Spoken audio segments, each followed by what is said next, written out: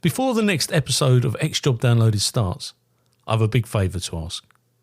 If you've enjoyed any of our episodes so far, please can you click on the follow button on your platform. I'm on Apple, Spotify, Google, Amazon and YouTube. It costs nothing to follow, but makes a real difference to me as a podcast producer. Thank you. My name is Paul Leary, and for 30 years I served with Essex Police. During that time, I interviewed suspects for murders, rapes, extortions and violent crimes. Now, I interview former members of the police and military and others who have done exceptional things in their lives.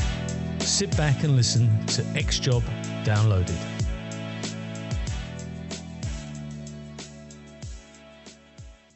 This interview is being tape recorded. My name is Paul Leary and this is X Job Downloaded. And today I'm going to interview Simon Ovens. Now, Simon is a former Metropolitan Police officer and he is now a Deputy Lieutenant of London. Good morning to you. Good morning. Thanks for taking part today. Where did it all begin for you? Where were you born and what was your inspiration to join the police service?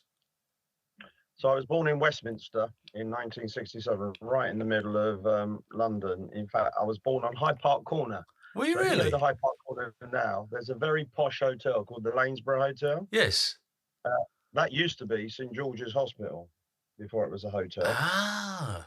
And I was born in there. My mum was from Chelsea and my dad was from Fulham. And before that, the family had all been from my dad's family, all from the East End of Right. London Bow and Dalston.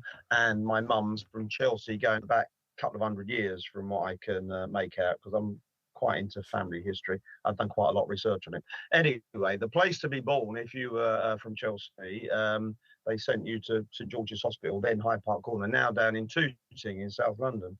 So if you stand in front of the Lainsborough Hotel with Wellington Arch to your back, and you look up right in the top right-hand corner, the furthest right-hand corner window you can look at, I was born behind that window. Fantastic. Well, I know the area well because as you go around Hyde Park Corner, on the left-hand side is the Duke of Wellington's home, number 1 London. Yeah, Asprey House. Asprey House? I don't know. Like I always know it as number 1 London, but yeah, no, I know it very well, and because it's now full of Rolls Royces and the like, and no longer ambulances. Yeah, exactly.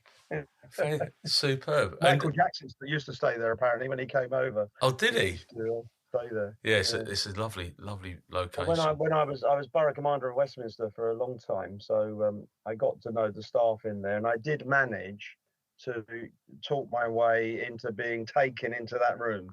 So wow. When I was working at Westminster, the head of security took me up into that room, which is now a very posh corner room for the hotel. So I managed to go and stand in the room I was born in, which is quite funny. Fantastic. I phoned my mother's dead now, but I phoned my mother from the room and said, you never guess where I'm standing. How brilliant. And where were you brought up? What part of London were you brought up in? So at the very beginning, we lived in Fulham. My parents lived in Fulham, off of Fulham Road, a road called Whittingstall Road. Then for a short time, we moved to Harrow, Sudbury and Harrow, because my dad worked for IBM, and there was an IBM in Sudbury. And we lived there till I was about 10. And then when I was 10, we moved to Rains Park in South London, near Wimbledon. Yep. And I've lived in and around there ever since. Wow. Normal schooling, or were you grammar school, or what was that? No, I went to I went to the primary, junior and primary school in Brent, if you remember that makeup. Then when we moved to Merton, they had gone to the middle school system. Right. So I joined a middle school in Merton called Bushy Middle School. And then I went down the road to the local high school, Rains Park High School, comprehensive school, which was all boys at that stage. And it's mixed now. I eventually became a governor there, again, another story, which was quite funny. And you could stay there till you were 18. So right. I did my A-levels there, stayed there and did my A-levels. Did you go to university? Did you use your A-levels or you straight into the police? Not first. I've done degrees since. I've been in the police, but no, I was just desperate to be a police officer. So I left school at 18. Started the application for the Met, which you could join at 19 then. And I worked while the application was going through, I worked in a veterinary surgery as sort of a general dog's body, and did some of the lab assistant type work, but held the animals as the vet did his stuff to it and all of that. That was quite local. And then I joined when I was about 19 and a half by the time the application went through. It seemed to take a bit longer in those days. And went off to Hendon. And Hendon was then residential and 20 weeks. I lived in one of the big tower blocks. And did my 20 weeks there. What was the inspiration? For joining the police? Well, I think it was probably, I've thought about this, I think it was Shaw Taylor in Police 5. Yeah, keep it peeled. And all that. So I, as a very young age, wanted to be a cop. My aunt made me a little policeman's uniform and I had a police helmet. And apparently my mother said that, I refused even to take it off when I went to bed, and she used to have to take it off me once I was asleep. And there's just loads of old little black and white family photographs of me, and I'm always in this policeman's outfit. So I just always wanted to do it. And I certainly remember when we went shopping, I would be taking them index numbers down of cars and stuff like that. And I would sit and watch Police 5 religiously. And they used to have photo fits, didn't they? Of criminals, and they would put index numbers up, and I would write those down and spend my days trying to find these cars in the back streets of Harrow. I mean, that's amazing when you think about it, because they'd put on half a dozen index numbers. I mean, it was the forerunner to Crime Watch, but now we got the police net, or they've got the police national computer, and they can find things quite quickly, and ANPR and everything else that goes with it. What year did you actually join the job? 1987. Yeah. So I joined 87. Yeah, and it was a different era then, and we came in at the end of Life on Mars, I suppose. Well, it was you look at it now and it sounds Dickensian. And when I used to talk to my kids or probationers, I mean, we patrolled in tunics. Yeah, that was all there was. It was a tunic with a whistle chain, and you had your truncheon, and that was it. We did have the Storno radios by them, which were the great big things that hung off your belt and clanked against your bum every time you walked anywhere or tried to run anywhere. Yeah. And your top hat, your helmet. And by and large, we used to patrol. We'd have a pocket book, a HORTI pad, and that was about it. I wasn't one for carrying 3 IRBs and ARBs and stuff. I finally worked out you could write, all you needed really was a HORTI pad, a VDRS book if you were into process, that you had to be as a probationer then, yep. And your notebook, and you could write everything down in there and then transcribe it all into the relevant books or crime sheets or whatever you were doing once you were back at the police station. So and like you say, you try and explain that to probation now, they think you got 2 heads. Well, because they look like RoboCop now, don't they? They wander around literally looking like RoboCop, and often even me that was in the police all that time will look at some of them and think, if they've not got their hat on, is that a cop or is that a security guard? Or if they're in yellow, is it a postman? I don't like it's it. Very difficult now. Simon, I do not like it, because I sound like my dad, but I believe in the sanctity of the police service. I believe that, the big hat is the beacon for the public. And I used to say to my guys, when I was in charge over at Harlow, if you wear your flat hat whilst you're walking the town, you look like a PCSO. No disrespect to a PCSO, or you look like the local traffic warden. That is what makes you stand out. And like I say, I sound like my dad. Well, the image is the image that was so important, and you spent a lot of time at Hendon learning how to dress and how to wear a uniform. I remember being taught how to iron a shirt and how to iron your trousers. That was very early on. The drill sergeant, you had a lesson on doing that, and bulling your shoes, which I was never very good at. One of my mates used to bull my shoes, and I never quite got the hang of that. you actually took pride. And when you were walking around, you look good. Yeah. And you look the part. And you look smart. There are always some people that found it impossible to look smart in uniform. Weren't there? Some people just couldn't. They look like bags of potatoes. But now they really do. But I would, once I was in a higher rank, if people came into my office to see me and they looked scruffy or they hadn't shown their shoes any polish in God knows how long, I would send them out and say, go and smart yourself up and come back and see me, please. Yeah, and I was likewise. When you came out of Hendon, what was your first police station that you went to? I went to Sutton at the very beginning, down in South London, which I thought was going to be a bit quiet, but we had Mitcham, not Mitcham, Wallington in it, and the Roundshaw Estate, which was just on sort of meeting Croydon. So it turned out to be quite a blessing. So we had loads. I got a really good grounding in everything, from shoplifters to sudden deaths to, burglary and all of that, and all the punch-ups at pubs on a Friday, Saturday night.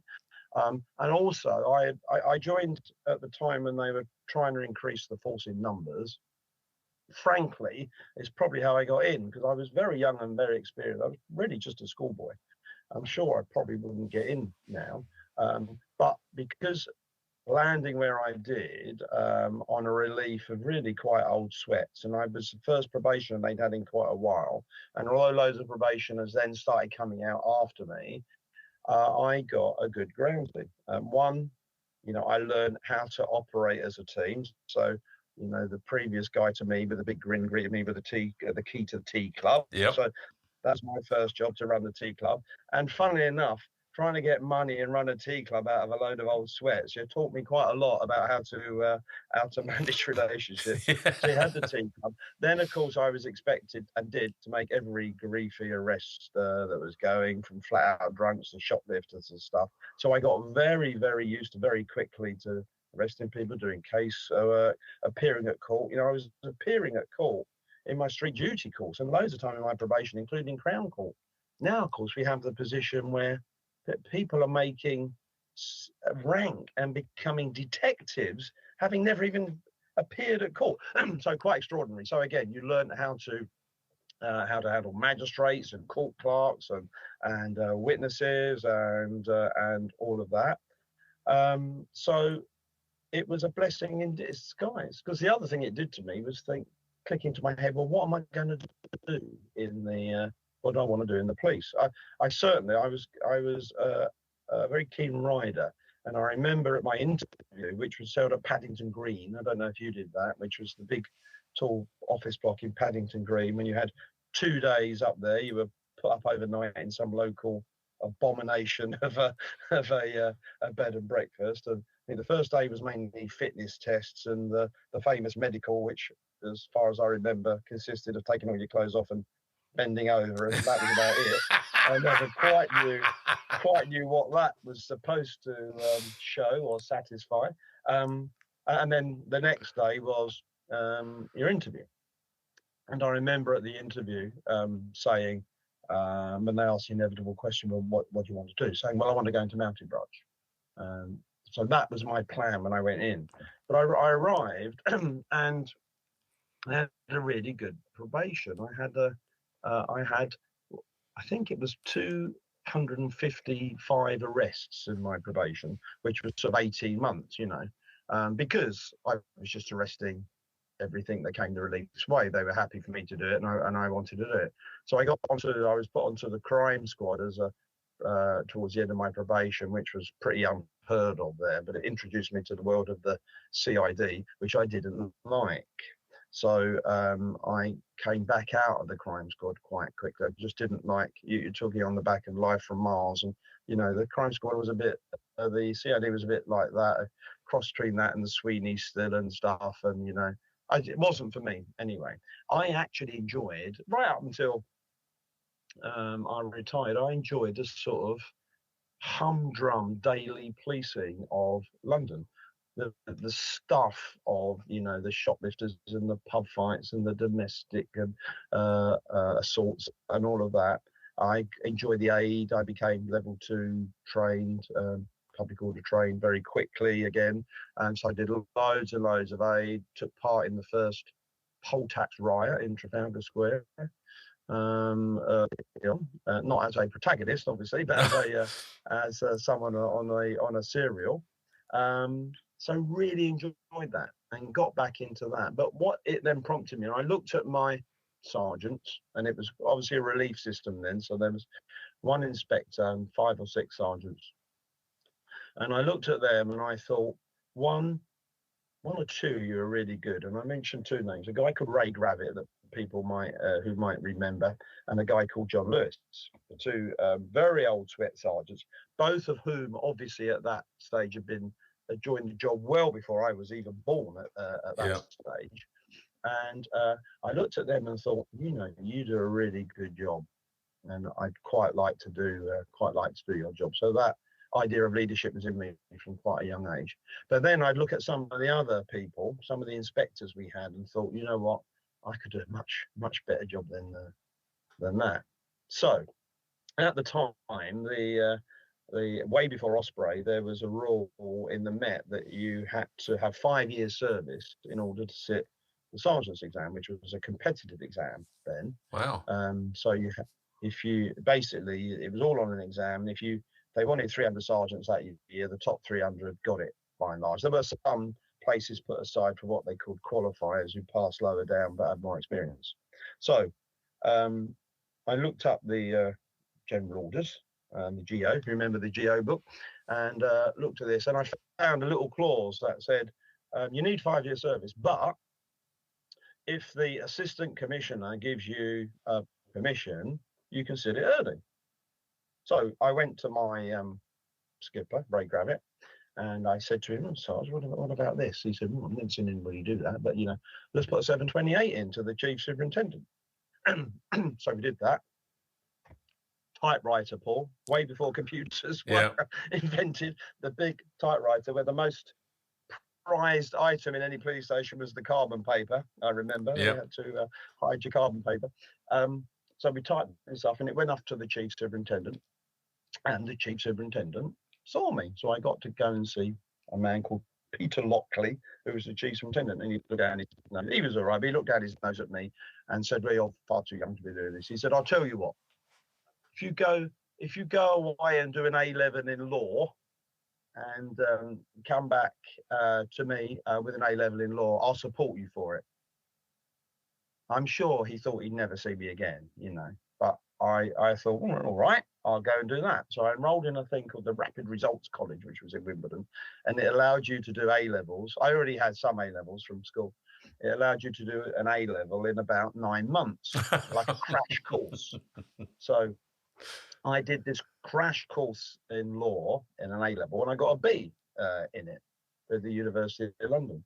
So just about a year later, when I got the results, I went back to see Peter Lockley. He was still there, and I said, well, I've got the A-level in law now, and he looked very surprised. Anyway, he said, well, okay, I'll put you up to the commander. So then the commander was at Brixton, so I had to go and see the commander. Now, younger members of the audience might think, well, so what, you're going to go and see the commander? I can tell you, in 1989 or whenever it was, as a young probationer PC, to go and see the commander was, it was terrifying. Anyway, I was on a local drug squad by then with another sergeant who was a big part of my early career. Anyway, he drove me to Brixton, where the commander was when I got the interview, a bloke called John Koo. So I saw the commander, and he gave me a grilling, but said, yeah, well, okay, I'll send you to the assistant. I think it was, there were 8 areas in the Met then, so the head of the area was a deputy assistant commissioner. And I finally got an appointment to see the deputy assistant commissioner. Can't remember his name, but he was really nice. And we had a chat. He said, yeah, well, okay, I'll support you, and I'll let you do it early. So then I had to start studying, and the area training units used to do weekly classes in those days. So if you were weekly leave, you went in your own time. If you were early term, you went after early term. The trouble was always late term. So luckily the skipper would normally let me go on a late turn over to Sylvan Hill it was at. Sometimes I missed it. But anyway, I religiously did this and went to all these classes. And again, then everything had to be learned by rote. The way to pass these exams was, to learn by rote. A person is guilty of theft if he dishonestly appropriates property belonging to another over the intention of permanently depriving the other of it. It still sticks now, years later. So I learned reams and reams and reams of this stuff. Anyway, did the competitive exam and passed, came 48th. So was promoted in the first lot. So with about 3.5, 4 years, not quite 4 years service, I found myself as a sergeant. And I was going to go off to Hounslow as a sergeant. I got posted to Hounslow as a sergeant to begin with. While I was on my sergeant's course, which I think was 4 weeks' time, I got a letter through the post saying, because you came in the top 100, you get an automatic interview to see if the Met will send you to the special course interview. Well, I didn't know what that was. So again, I went back to see poor old Ray Gravitt, and I said, what's this special course stuff then? He said, I've got no idea what it is. I said, but never look a gift horse in the mouth, go for it. So I wrote back and said, okay, I'll have an interview. So I had an interview with 3 people. John Grieve, DAC John Grieve was chairing it. And I'm still in touch with John now, actually. He was chairing it. Then there was a superintendent and an inspector. Don't know who they were. Anyway, they interviewed me, and I then got the news that the Met were going to put me forward for the 3-day extended interview for the special course, which was a national thing. So again, I thought, well, how am I going to prepare? No one really knew anything about it. So I went to the library at Hendon when there was such a thing, and the librarian there very helpfully put together a pack of all stuff for me and newspaper clippings and all these articles on policing. So I read all those, and eventually I go off to it was at Abu Dhabi or somewhere like that. I think not Brams Hill. No, not the interview. The extended interview was held all over the country. So it was some training place in North Wales. So I go up to that 3-day extended interview. I was obviously quite borderline. I think mainly because I was so young. But they were definitely impressed. The people from the counties were definitely impressed. I was already a sergeant. That helped, because most of the people going through the interview were PCs. Yeah. But I was already a sergeant, so that helped. And I think I was borderline because I ended up with a director's interview. The official line was, the director just dip sampled some people, but the room of control there was that he spoke to people that were borderline. Anyway, I spoke to him, and there's a bloke called Mullins who ended up Chief Constable of West Mercia. Anyway, spoke to him, and I got through that. And so suddenly I found myself at Brams Hill. Quite extraordinary process then happened. It was a bit of a carousel course. So you did 6 months at Brams Hill, then you went back to the force for a year, and you had to pass your inspector's exam during that time. And if you did that, you then went back to Brams Hill for the second half and were promoted inspector, and then you emerged as an inspector. So I did all that, and I backwards and forwards from Hounslow and stuff and Brams Hill, and then I, when I was promoted inspector, I was sent to Lambeth. Right. So Streatham and Brixton as an inspector. I was an inspector. I got to inspector very quickly, but then I was an inspector 10 years because I fell foul of a couple of superintendents, really. So at the first one, I had a relief at Brixton, but then had a falling out with the superintendent after about 4.5 years, and I found myself the beneficiary of one of those literal overnight moves. Oh. So I was like late turn at Brixton, early turn back at Hounslow as a duty officer. So I arrived back at Hounslow as an inspector. I was very grumpy, but luckily had a really good relief. And from a continuity point of view, I was on the same relief for, again, about 5 years. And I had the same 5 sergeants for that 5 years. There was one change. One got promoted and replaced. But over that 5 years, really the same 5 sergeants for 5 years. And so as a team, we just got this amazing relief up and running. So if anybody's listening from my old relief at Hounslow, hello. Well, I just went to one of the guys' funerals, actually. Adrian Sternforth died Stainforth died a couple of weeks ago, so he was on the roof. He was quite a character. Anyway, so there I was, and happily, and then at that stage I decided, well, that's it. I really like being a relief duty officer. Really liked it. Had some great times doing all the aid and stuff. That was going to be me. I was going to stay as an inspector for the rest of my career. I looked at those lot up there on the SMT and thought, no, that's not for me. The best times were when they weren't around, you know. Luckily, you only really ever bumped into them if you were early turn on a weekday. Yeah. And the rest of the time, you can normally manage to avoid them.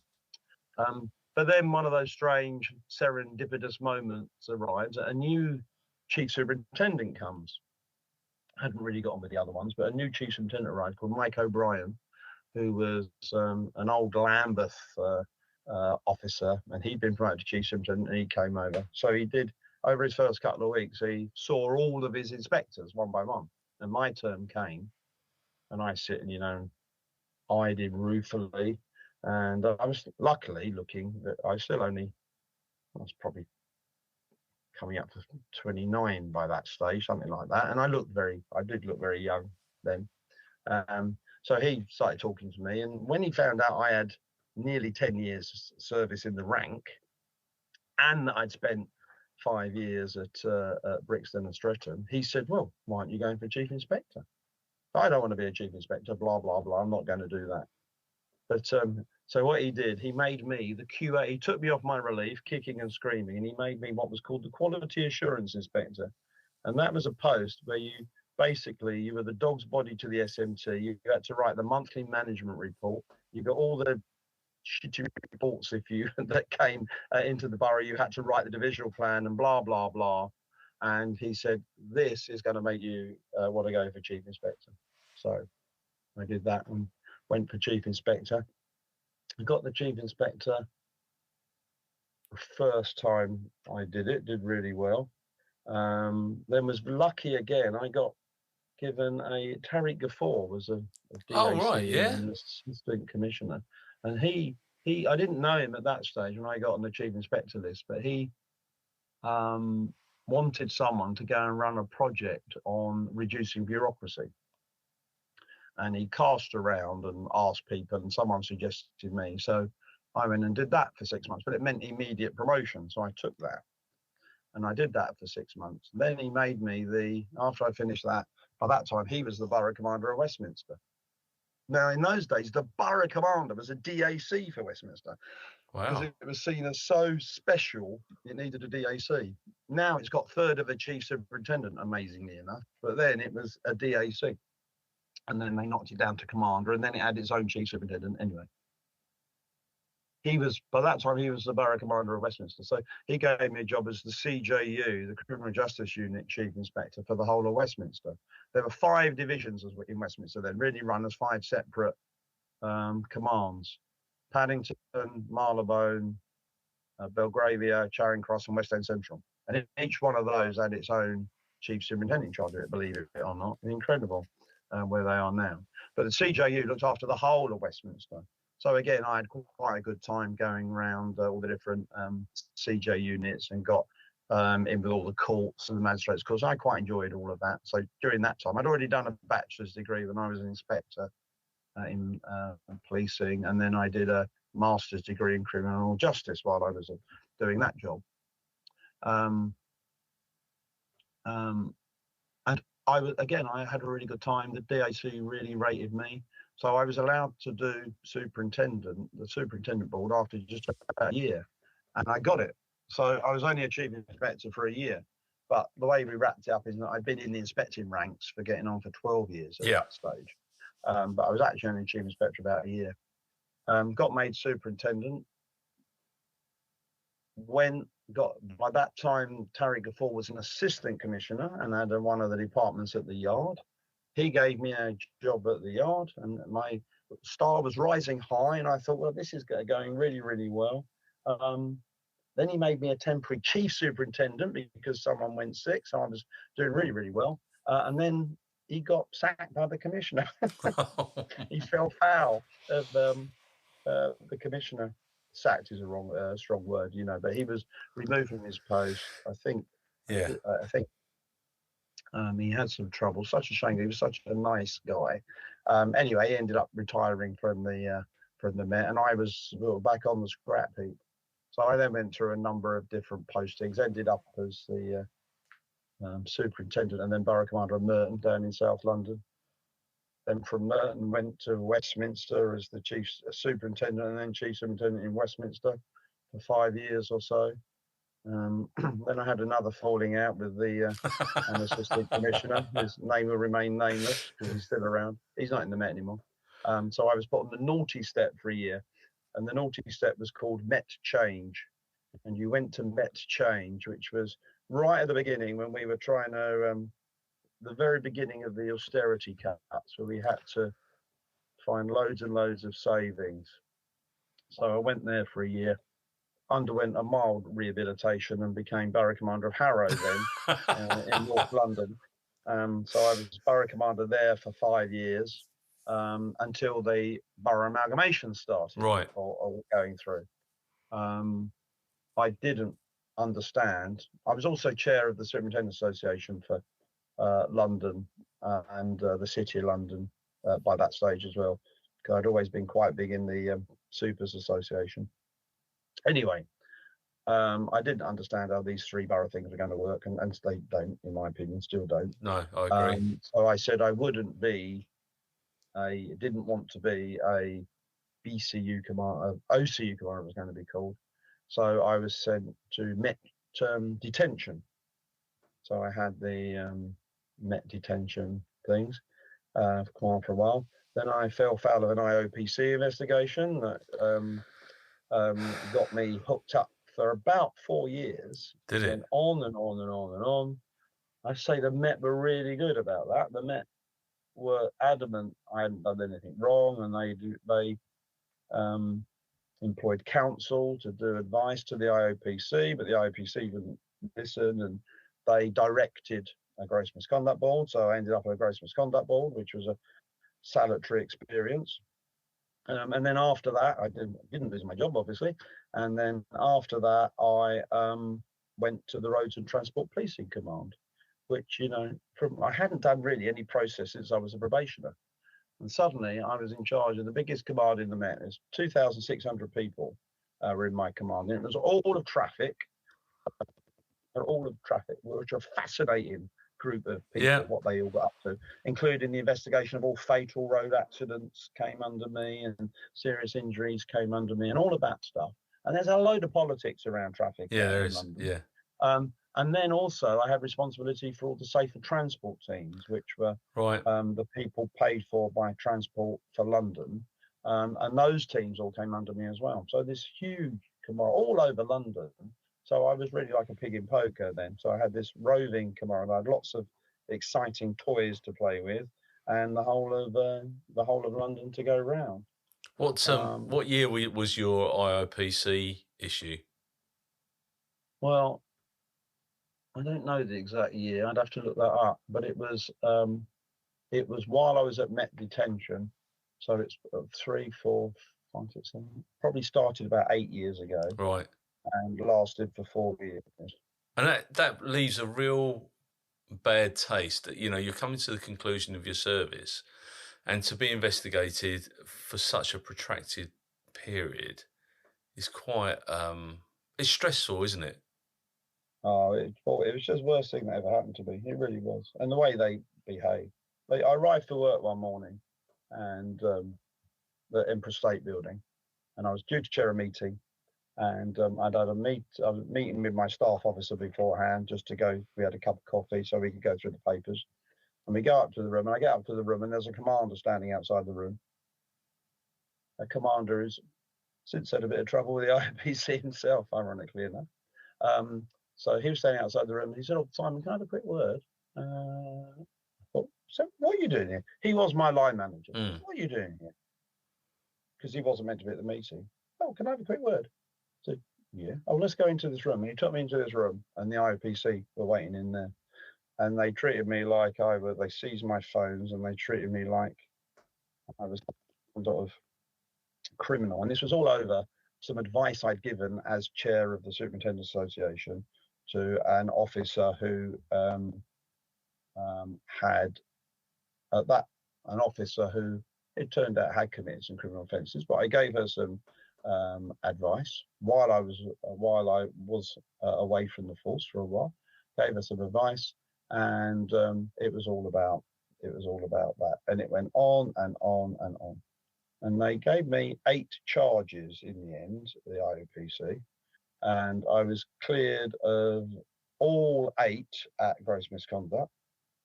It took only took the ball 24 hours. This thing was all over in 24 hours.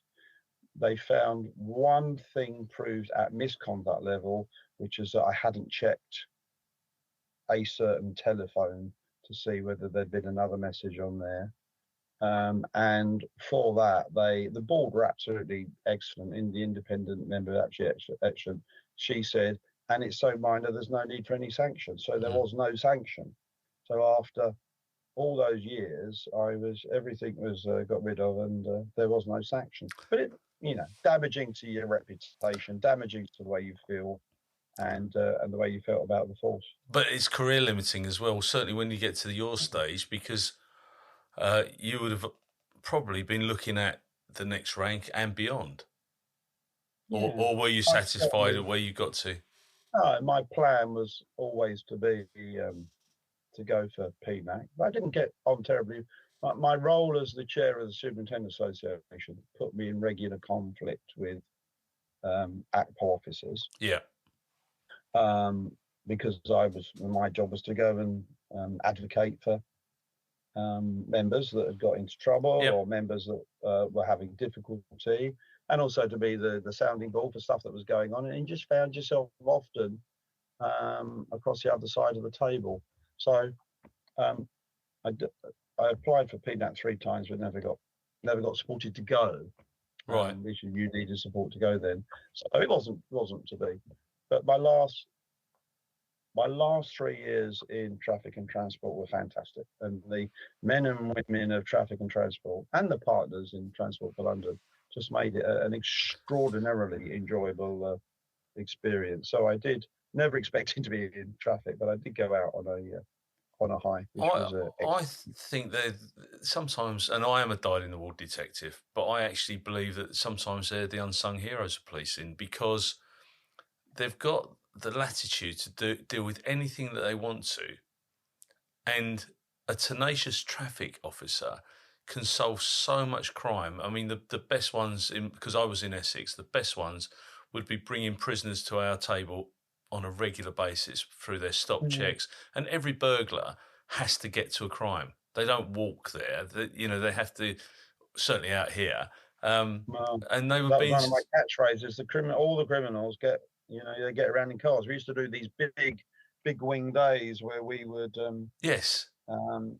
block off roads and stop everything. But many people don't know that I had a large number of detectives in my command, because of the detectives investigated all the fatal accidents. Yeah.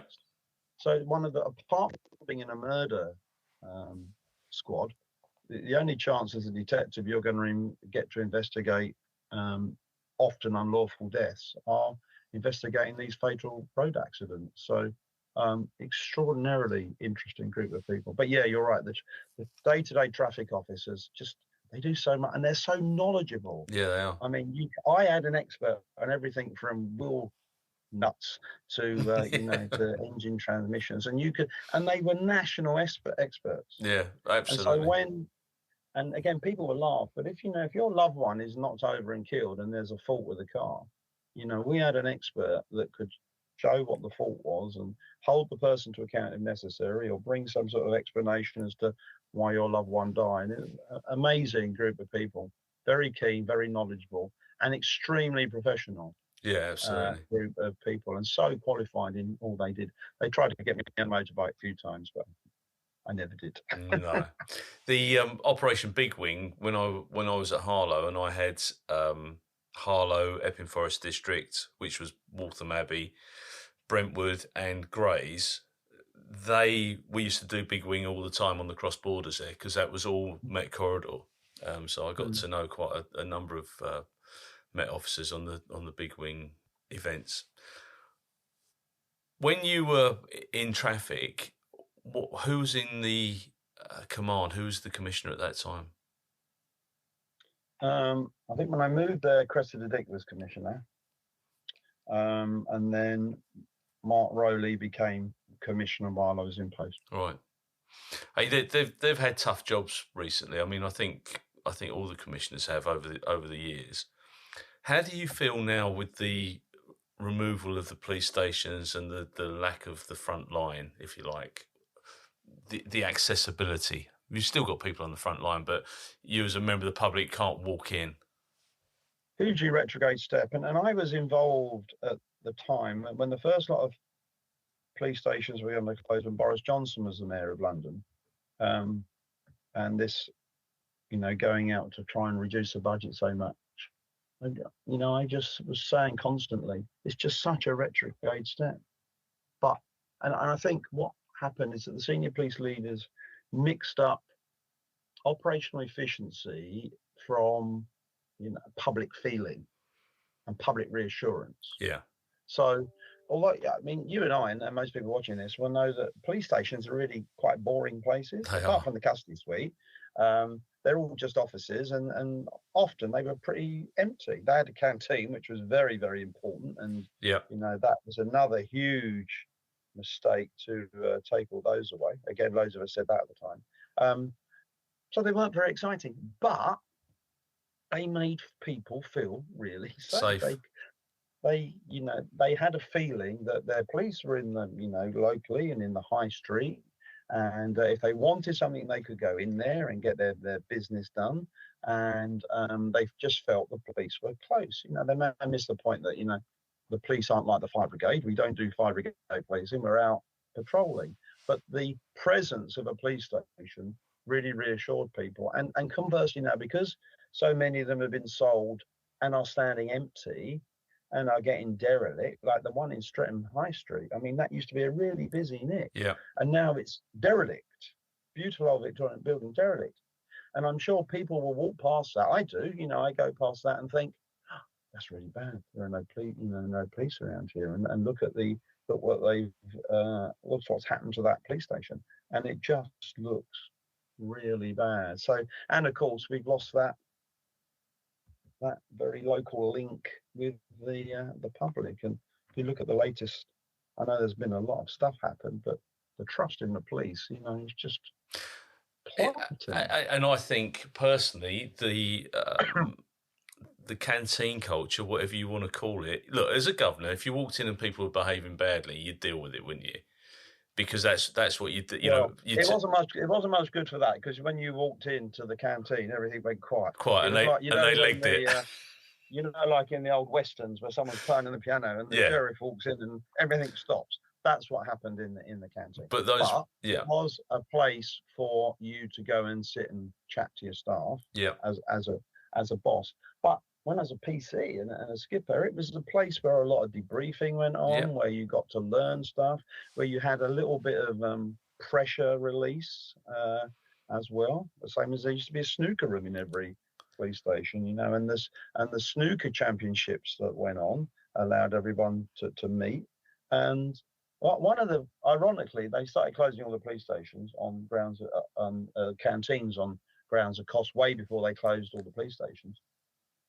I used to then start getting lots of complaints from the public that the police were seen in supermarkets buying sandwiches or sitting in coffee shop. And I used to say to them, well, where do you expect them to go and eat? Yeah. Well, aren't they in all the canteens are closed? They were all closed.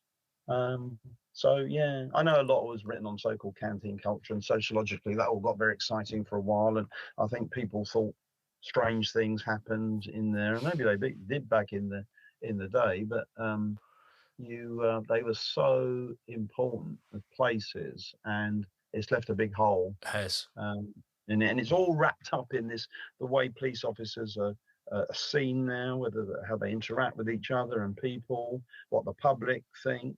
It's one of those bits of the pie, along with the closure of police stations and the horrible convictions of a couple of people for that murder and the serious sexual crimes as well. It's all sort of wrapped up and molded into one, and we wouldn't want to be where we are now, would we? No, we wouldn't. But I believe maybe naively, that those individuals that you mentioned, somebody would have worked them out over a cup of tea. They'd have worked out the fact that they were wrong and long before they got into any problems. And but it's the same with the training school element, the fact that we no longer have residential training schools. Well, I think I'm not so sure about the canteens, because, there was, people did leave, but then I was always worried that, there could be a bit of bullying going on there. If you weren't quite the same as everybody else or didn't fit in, there was a problem there. But you put your finger on at Hendon, in that, you started off with your class of 20 odd at Hendon, and people would disappear overnight. Yeah. Obviously, the staff weeded people out, and people, they either did something and were tossed out, or conversations went on that, you're not the right type for being a police officer. But there again, having always been really interested in diversity and a champion of diversity, you have to be very careful that difference isn't seen as badness or not being able to fit in. But certainly, I remember if we had someone that we thought on a release that we thought wasn't behaving well, either to colleagues or to the public, they were sorted out. Yeah, they were. Absolutely. Absolutely. And I absolutely believe in fairness and diversity, and I think that people should be given opportunity. We would have worked. You've worked in inner city areas where there's probably a handful of kids who are given the right opportunities. They would be brilliant police officers, outstanding members of society. But they're in a cycle that, unless we help them get out of it, they're not going to get out. They're just going to carry on in that cycle, and their children, grandchildren will go down the same route, which is very sad.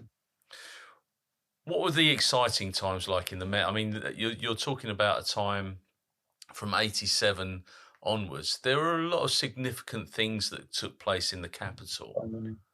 Quite many.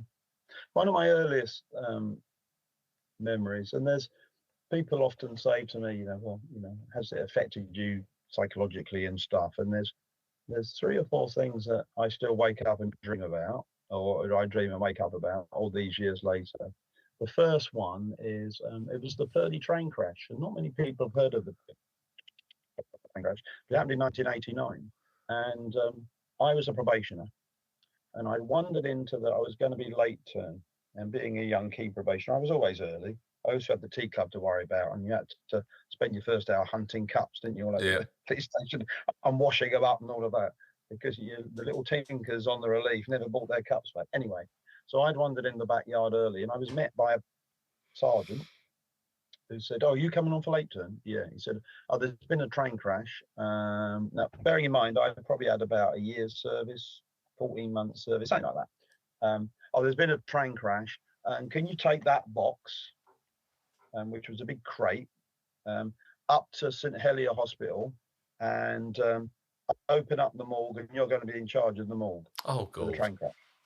And I went, "Oh, right. Well, what do I do, Sarge?" He said, "Oh, it'll all be everything you need to be in the box."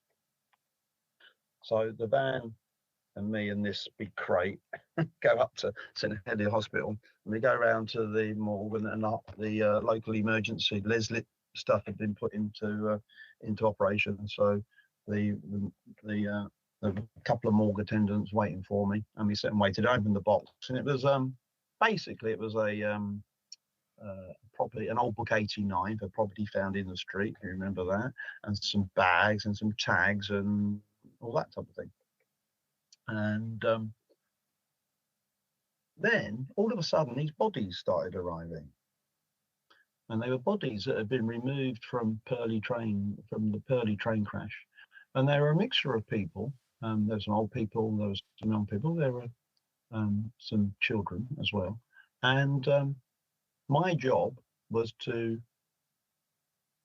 take a description of the bodies, search them, take all their clothes, take all their property, bag it all up, etc., etc., and do that. And I was left totally alone to do that with the morgue staff. And at the time, you're in sort of automatic pilot, I suppose, and you just get on with it, and you do it.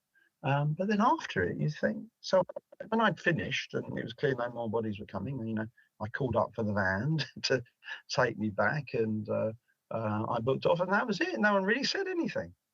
And then surreal. A couple of days later, someone sees me because there's all continuity of stuff for the coroners, but they only saw me from an evidential point of view. Don't think anyone ever said to me, "You're right." What you've done, you're right.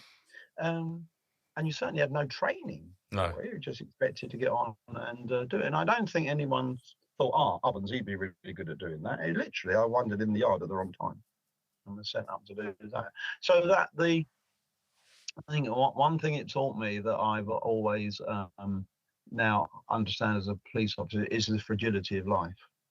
Number one, in that 1 minute you're alive and the next minute you could be dead. And two, it has made me a firm advocate of chaos theory. I do not believe in fate. I'm a firm advocate of chaos theory and game theory. And I studied it to a certain extent in that, you know, that literally you leave in the morning and the fact you stop to pat a cat or smell a flower or, you know, look the wrong way decides whether you're going to live or die. And time again, in all the hundreds and hundreds of dead bodies I must have dealt with as a police officer at different ranks for different things, that always strikes home at me, this idea of chaos theory and what's going to happen, and has made me more and more emotional as I get older. And I don't think I'm 57 now. Now, I've always been quite emotional, but I've always been the one to cry at films and books and stuff like that. Always been like that. It's a family trait. But as I've got older, the more I reflect on things and things that happen now, the more emotional it makes me. And suicide has been another thing. You know, when I went to suicide as PC Sergeant and then as an inspector, and in my day as inspector, every sudden death was attended by the duty officer, unless you physically couldn't go, in which case a sergeant went. But, you know, so I went to all of these things. And it was just always the suicides that made me saddest. Yeah, I agree. I absolutely agree. Cop deaths made you very, very sad, yes, because of the trauma of the parents. But I always found suicide so sad because of it's such a waste and what was going through that poor person's mind. Yeah. When for whatever reason they decided to take their own life, I always find very, very sad. So being a police officer for so long just makes you understand life, the way humans tick. And you see in the talk I used to give to the my probationers, I always saw probationers on their first day when they came into the station as the chief superintendent. I'd say, you know, you have the honour to be with people at the very best times of their lives, but also at the very worst times of their lives. Yeah. And in my career, I delivered a baby during the ambulance strike in 1987 or where it was. I delivered a baby, and I've held the hand of people as they died in front of me at road accidents, you know. And you've done both things. And there aren't many jobs where you have the honour to be involved in people's lives like that. And not only that, not only are they doing that, you're also meant to sort it out. You know, you're the cop. Yeah. They've called the cop to sort these things out. So having dealt with that extraordinary experience, you then have to get on and deal with it. And it's a huge honour. So I say to the cops, you know, the other thing I always said was that, you know, most people will only ever call a police officer maybe once in their lives to do something. Thank God, because we live in a very calm country. But when you have that interaction with them, they're going to tell 20 people about what's happened, and those 20 people are going to tell 20 people each, and hundreds of people will be talking about that one interaction. If you do a good job, and I'm not saying you can solve everybody's problems, you know, but if you do a good job and you're empathetic and helpful, you've got couple of hundred people saying what a good job the police have done. If you're dismissive or unhelpful or grumpy, then you've got the opposite. And we see that so regularly, don't we? And I am absolutely with you. But also it has to be that, again, you read things that most people will deal with a profound life experience maybe 3 or 4 times in their entire lives. You know, we've got cops doing it every day. Every day. Sometimes twice a day. You know, twice a day they might deal with something like that. And it goes on and on and on. And unlike the armed services, we don't have periods of reflection and training out of the theatre. And I'm not trying to compare what we do with what troops do in action. Nevertheless, the men and women that work for the police are in this every day, and it does have an effect on you. Yeah, it really, really does. And yet there is good times and some amazing. I've been to places and met people and done things I never would have dreamed. This sort of comprehensive schoolboy from South London, you never ever would have dreamed of doing. But at the same time, as I say to my probationers, we see things no one should ever have to see. I agree. And you will see that. You will regularly see things that no one else should ever see. We run towards the things that other people run away from. Yeah. And that's the role of the police officer. And it's heartbreaking that the public don't get that and don't value that. And again, just this morning, we're talking on the 22nd of April, and this morning, I mean, there are two massive different stories in the press, both calling for the commissioner to resign.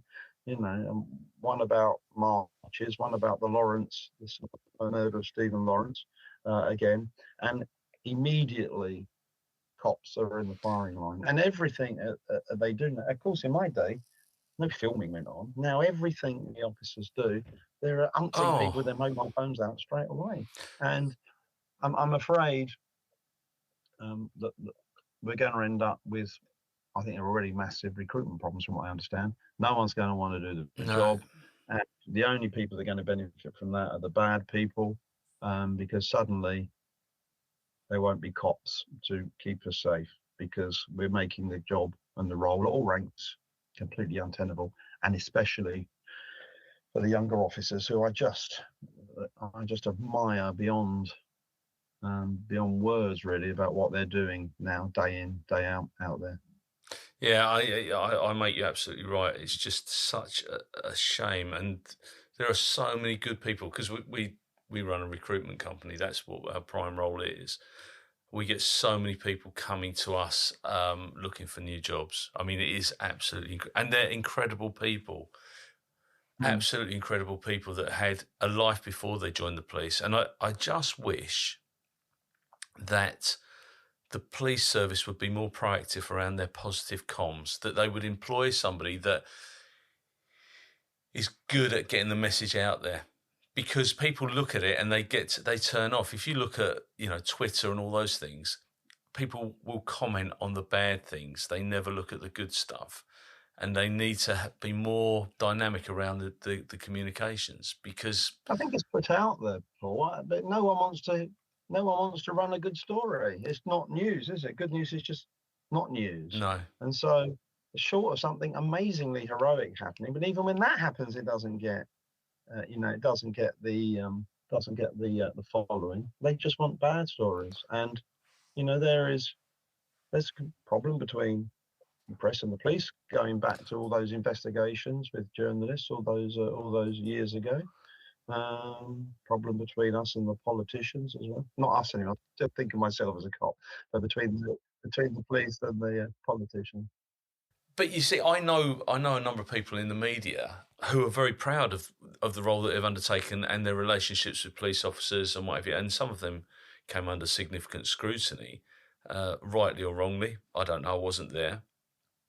But they're still great advocates of the police, despite the things that had taken place. And the police haven't helped themselves in some of their stuff there, because the mistrust between the police and the papers was borne out when that lady went into the river up in Lancashire.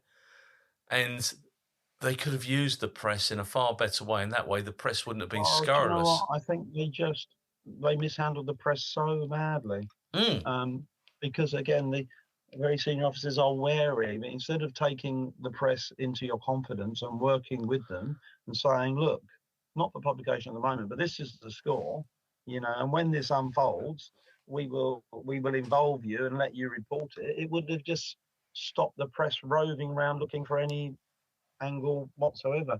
But there's, that misjudgment of the relationship between the press and the police, again, is really, really sad. Yeah. I remember as being encouraged to go and meet and socialise with the press by previous commissioners, going back a bit. And what you had there is when they would ring you up, and when something was rubbish, you could tell them it was rubbish, and they believed you, and they didn't do it. Absolutely. And if it was true, you can confirm or give whatever information you can, and they knew they could then run with that. But now, of course, they're just running all sorts of things because there's no, I think, cops don't have the guts to engage with the press anymore. No, and I don't know if you know him, but Colin Sutton. I've done a lot of work with Colin Sutton, who Levi Belfield and the Night Stalker down in South London, and he worked with the press in such a great way that, like you say, they had trust in one another. And I was the same. I'd say to them, this, that's a load of rubbish, and they'd believe you because you'd help them out on the next local story. Yeah. Or you'd let them know when it was true. I mean, actually, I don't think the press want to, and I know they don't want to print lies. No, of course they don't. They want to print the truth. They might have a spin on it, depending on what paper they're on, but they want to print the truth. And I've always found them a very honourable group of people. Yeah, I really have. Well, and their job is very similar to policing. They just do it from a different angle. But so when you come to the conclusion of your service, what was the overall plan? I mean, you're the head of the traffic police, Transport for London Police, and I'm just going to go back there. So when you're on Transport for London, you were dealing directly into MOPAC, into the mayor's office, were you? Well, no, into Transport for London, right? Who were sort of so there was an arm's length distance between. So I didn't go directly to MOPAC. I went to Transport for London and worked with their directors, and were held accountable for the contract. I was the senior contract manager for the contract between the Met and Transport for London. Right, and because they would have teams of police officers working on the buses. British Transport Police would do the tubes. Yeah, I obviously didn't have responsibility for BTP, but all of the patrol of all the bus routes and the bus stations, and everything else TfL did, red routes, etc. They paid for an awful lot of police officers and PCSOs to do the enforcement. Yeah, and that's such a valuable job. I think they still have it, don't they? I think that's still. Oh yeah, well, it was had it when I left. It's still going on now, but it was the biggest public sector contract in Europe at the time. It was over 200 million quid. It was a huge thing, and a fantastic investment by Transport for London. A real good investment in what they wanted to keep the bus routes safe. So we investigated all crime that went on buses or were associated with buses. They were mainly sexual offences and pickpocketing and things like that. But there were serious assaults, so we did everything. Yeah. Not a murder, obviously. If it was on a bus, a murder team did that. But GBHs and stuff, and kept the bus routes safe, and also all the keeping London flowing with the red route patrols and all of that, speeding, etc. So you've come to the conclusion of your service. What was your plan when you retired? You know what? I didn't really have one. I had an idea that I'd quite like to be a non-executive director or something, and I've still got that plan. Although I've dipped my toe water in a few times and just not really connected with anybody. So if anybody's watching this and wants an NED, I'd certainly be very interested in doing that. In what field, though? What field would you be looking at?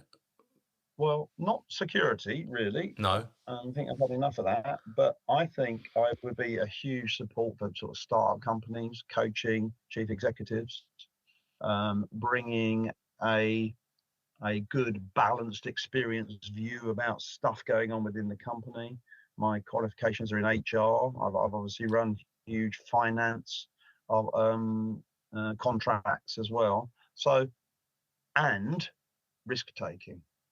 If I was an expert on anything being in the police, and something I think they suffer from badly now, it's risk taking and understanding when to take a risk and what the risks are and the ramifications and all of that. So I didn't really have any great plan, but then I was approached by Rod Jarman from the London Policing College, who said, would I like to go be a university lecturer? And I thought, oh, that could be interesting. So that's what I do now. I'm a university lecturer at the University of West London, where I lecture on the professional policing degree run by the university, and also do some of the dissertation supervision for the police degree students as well, and some other bits and pieces for them. So that's kept me quite interested. And of course, I was appointed Deputy Lieutenant of Greater London a few years ago while I was still serving. So I've continued doing that. And I wanted to put even more time into that. Okay. Extraordinary thing to be a part of again. So I'm still doing that. So that I'm involved in some other voluntary organisations as well. So I do quite a lot of pro bono work. But my profession now is university lecturer, senior university lecturer. Senior university, and that's interesting because we supply university lecturers to Anglia Ruskin University. This is University of West London. But London Policing College has got some contracts with some other parts of the world as well. So hoping for some foreign travel as well. Excellent. How are you finding the students? Which ones? The university ones? The new ones. The new policing. They're, well, of course, you look at them from the wizened old position of someone that joined the police nearly 40 years ago, and you have to try and remember, well, what was I like 40 years ago when I joined? And they strike me by and large as a very professional, committed group of people that are joining the police service at probably just about the most testing time ever, really. With perhaps the exception of the post-Stephen Lawrence murder situation, what people thought of the police there, I don't think there can be any tougher time to join the police. I'm worried about the attrition rate. The attrition rate seems very high amongst probationers, from what I can see. And of course, we have the different routes of entry now, the direct entry detectives and the people without a degree, uniform branch, people with a degree for uniform branch. So there are different ways in now. So they're a different group of people. A far more mature group of people than I was when I joined, I think. You know, they're now people with have got a bit of life experience, which I need. Frankly didn't have when I joined. No, I was 21, but you do need to have life experience in there. You need to have people that have been through all sorts of things in their lives. Mm-hmm. And I get a big buzz working with them. They're great. It's a great laugh to work with them. Yeah, I bet. And to answer some of their questions. And very interested in their views on stuff as well. Like you get onto maybe stop and search or domestic abuse, their views about the way these things should be policed and done. It's very interesting. How did you get selected for the Deputy Lieutenant's role? Well, I was the Borough Commander of Harrow at the time, and the existing Deputy Lieutenant. So, how much you know about the lieutenancy? But every county in London has a Lord. Every county in the country has a Lord Lieutenant. Yes. And the Lord Lieutenant is a personal representative of the Sovereign. Yes. And depending on the size of the county, the Lord Lieutenant can appoint a number of deputies to assist her or him. London is slightly different because of the massive size, and so although there's one Lord Lieutenant, he appoints a number of deputy lieutenants to help him control, and one for each London borough as a representative deputy lieutenant to represent him in that borough. So there are 32 boroughs in London. So I was the police borough commander of Harrow, and the existing deputy lieutenant came to me and said he was going to step down slightly early because of you have to go at 75, but he was going slightly early because of some health problems, and he wanted to canvass my thoughts about who might make a good replacement, which I was very honoured and thought, well, that's nice. So we had a chat about the great and the good locally who might make a good deputy lieutenant. And that was it. And then a few months later, he came back to me and asked me if I would consider taking the role. Well, no serving police officer had ever been appointed, and a number of retired officers, including a previous Lord Lieutenant of London, Lord Imbert was Lord Lieutenant of London for a while, former commissioner. So he asked me if I would like to be considered, and I thought, well, crikey, what an amazing honour. Yes, please. So then a process then goes on where you meet informally, first of all, with the Lord Lieutenant and some other Deputy Lieutenants. They obviously take some soundings about you and what's going on. And then the Lord Lieutenant, if she or he decides to appoint you, submits your name to the Queen, as it was at that time. And after a while, I got appointed. So much of it is, I don't know what goes on.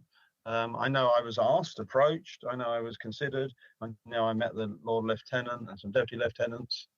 And I know it would have gone to the palace to make sure there were no objections from the palace. And I got appointed.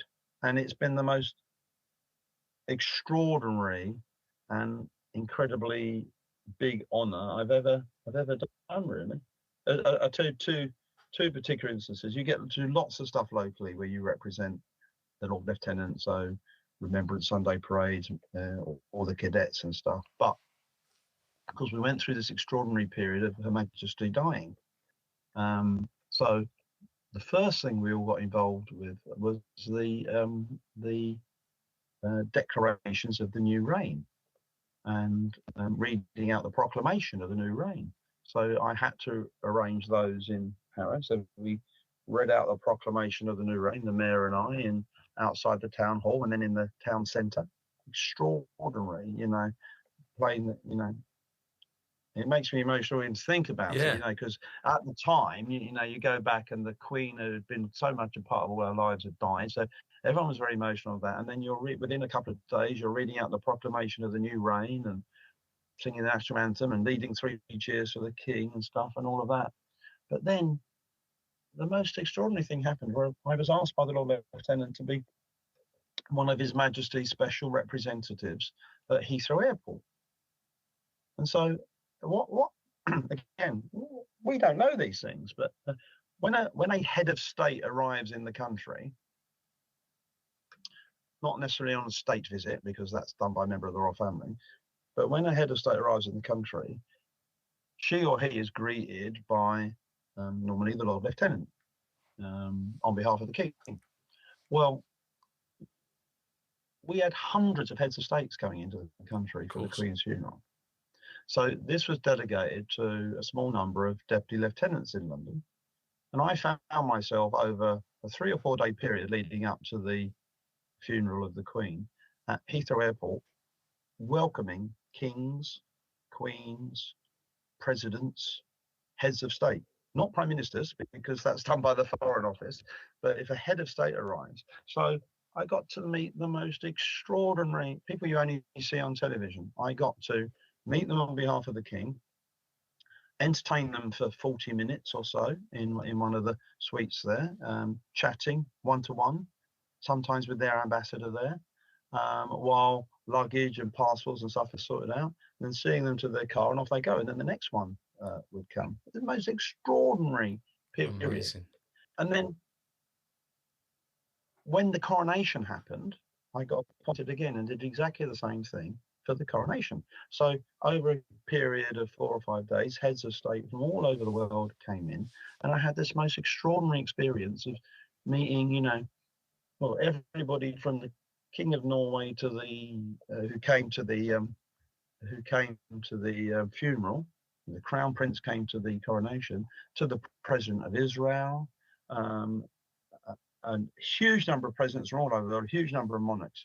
And if I ever, Paul, suffered from imposter syndrome, it was at that moment. But any moment I was expecting someone to tap me on the shoulder and say, sorry, we got the wrong Simon Ovens, it wasn't meant to be you.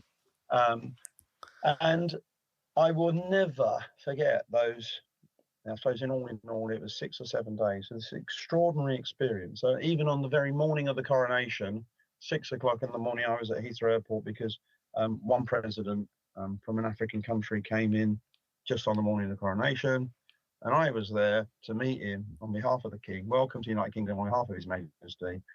Tea or coffee type thing, and sit and chat to them for so long. Now, who else gets the experience of sitting chatting, for instance, to the President of Ireland, to the President of Israel, to the King of Norway for 40 minutes or so?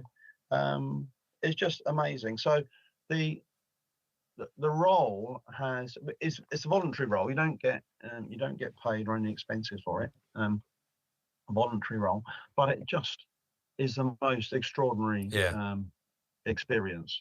And all the other stuff I've done locally, all the people I get to meet, if royal visits happen. When a royal visit happens, the first person to greet the member of the royal family, whether it be the King or anybody else, as they get out of the car, is either the Lord Lieutenant or one of her or his deputies. So I've done a number of those events where you get to meet them in the car, show them around, and take them down the lineup, that type of thing. Just amazing. But even more amazing, your involvement with local stuff that goes on, and the huge amount of volunteering that goes on in London just knocks my sock off. So you get to go to scouts and all the different cadet units, and lots of stuff to do with the local authority, volunteering, volunteer reserve services, all sorts of things you're involved in. So I'm usually probably 3 or 4, 2 or 3 days a week on average, I'm doing something to do with the lieutenancy. That's brilliant. And it's been the most extraordinary thing. And the Lord Lieutenant's strategy is for us to bring communities together and to work with the voluntary services. So we all go out of our way to do that. And we have this great convening power we can get, because we go to lots of different things. Often someone will say something to me and I'll think, well, you should meet so-and-so because they're doing something very similar over there, and you can get people together, or you can call people together as well. It's just the most extraordinary thing. But those days to do with the Queen's funeral and the King's coronation will literally stay with me forever. Did I see that you're involved with the local Sikh community as well? Was that something that I read somewhere? Well, the Hounslow is one of the most religiously diverse places in the country. So I'm involved with all the religions up there. But I've got a number of patronages. I am a patron of one of the Hindu temples in Harrow. Right. The International Ashram in Harrow. And I've been their patron for a couple of years, so I'm particularly involved with them. Fantastic. I'm also patron of the Deaf Club in Harrow and Brent, and various other things as well. But these are things I've picked up because I've been asked, because I was the deputy lieutenant. It's nothing to do with being Sutton and others; it's being the deputy lieutenant. But it allows you and them access to all sorts of stuff going on. Oh, absolutely. Can I just take you back briefly? You said about the original poll tax riots, which were March 1990. What were the circumstances around that for you? No, I was on a serial that a level 2 serial. So I was a PC, and we were down at, we ended up on the edge of one of the edges of Trafalgar Square, and it was all going completely bolo. Everything had got completely out of hand, and one of the female officers in my carry got slashed down the face, very badly injured, and we were chased all around by some very unpleasant people with scaffolding poles. And it went on, and then a year later we did it at Lambeth. The Poll Tax 2 riot was at Lambeth, and again my serial got cut off, and we ended up with our backs against Lambeth town wall, and then this massive crowd, 20 or 30 deep, between us and the next serials, and we couldn't really move. And you get some near-death experiences in the police, don't you? On moments when you think, oh dear, this could be very serious for me. That was one of them. And had the crowd decided they were going to do a serious injury, I don't think anyone could have got to us. And the same with the Poll Tax Riot, the first Poll Tax Riot. But then I was involved with lots and lots of public order stuff after that. I got to be I was the bronze in charge of Westminster Abbey for the Royal Abbey, for the Royal Wedding, as well as now the Prince and Princess of Wales. So that was another extraordinary experience. Yeah, fantastic. Yeah, absolutely. One of the little mini lectures I do is on that, about the planning, the weeks of planning that went into that, and then stuff that happened on the day. Yeah, and that's commendable, that sort of stuff. And whatever happens, they can't ever take those memories away. You know. No, and you do feel like you're part of history. Like, you know, the Jubilee celebrations, the 2002 Jubilee. I was standing outside Buckingham Palace when the Queen drove out in the carriage, you know, and managed to salute the Queen going out. I was there for the Queen Mother's 100th birthday, you know. Wow. I'm pleased to see that, and all of those things that you're involved in, and the subsequent jubilees,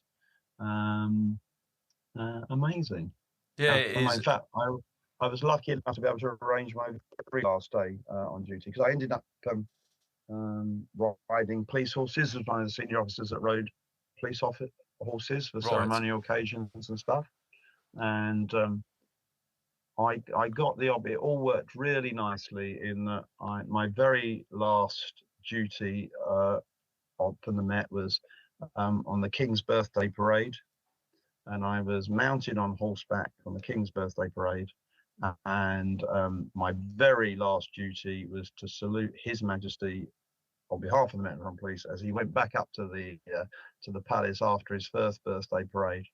And after that, I sort of literally got off my horse, handed in my warrant card, and that was the end of my service. And I thought, well, what an amazing thing to do. Am I lucky? I've always been so lucky with my staff officers and things, but my staff officer, my last staff officer, managed to capture a photograph of me on that day riding down the Mall in full gig, and that's the one photograph I have up at home of me in uniform. It was just an amazing memory on that day, and the palace is in the background of the Union Jacks all the way down, and you think, if anything epitomised, I suppose, my sense of service in the Metropolitan Police, it was probably that day, really. And everything can be all wrapped up in all you do about security and investigation and service to the monarch.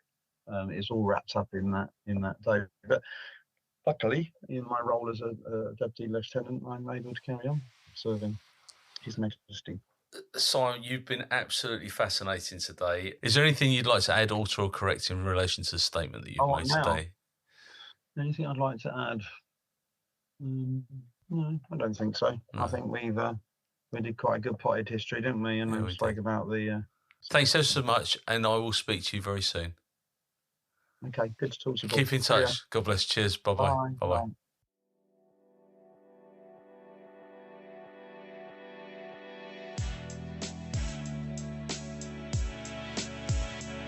Thanks so much for listening to this episode of Paul Mulleary's X-Job Downloaded. Please like, follow, and share with all your friends. Your support is absolutely invaluable and makes a real difference to me as a podcaster.